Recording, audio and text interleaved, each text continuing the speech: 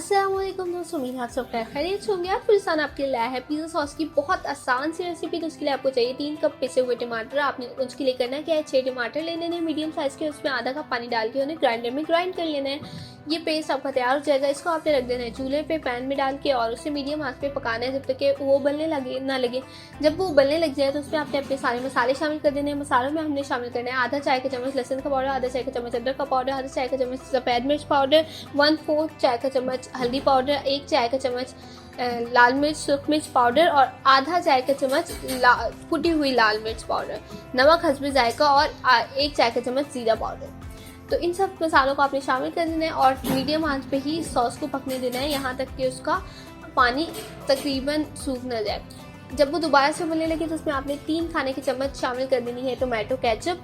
अगर आपके पास लहसुन अदरक का पाउडर मौजूद ना हो तो आप लहसुन अदरक का पेस्ट पहले थोड़ा सा फ्राई करके शामिल कर दें। और अगर आपके पास सफ़ेद मिर्चें मौजूद ना हो तो उसकी जगह आप काली मिर्चें भी शामिल कर सकते हैं पिसी हुई।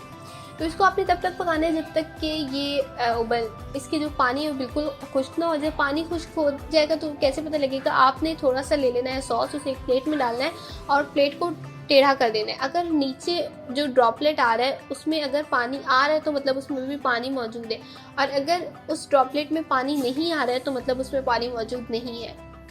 ठीक हो गया। तो यहाँ पर अभी हमारा सॉस रेडी हो चुका है और अब हम इसको देखिए चेक कर लेंगे। जैसे मैंने आपको तरीका बताया कि प्लेट में हमने ड्रॉप डाला, उसको चेक किया, देखिए अब इसमें पानी नहीं आ रहा, नीचे बिल्कुल सॉस आ रहा है। तो बिल्कुल यहाँ पर रेडी हो चुका है। चूल्हा हम बंद कर देंगे और इसे उतार लेंगे चूल्हे से नीचे।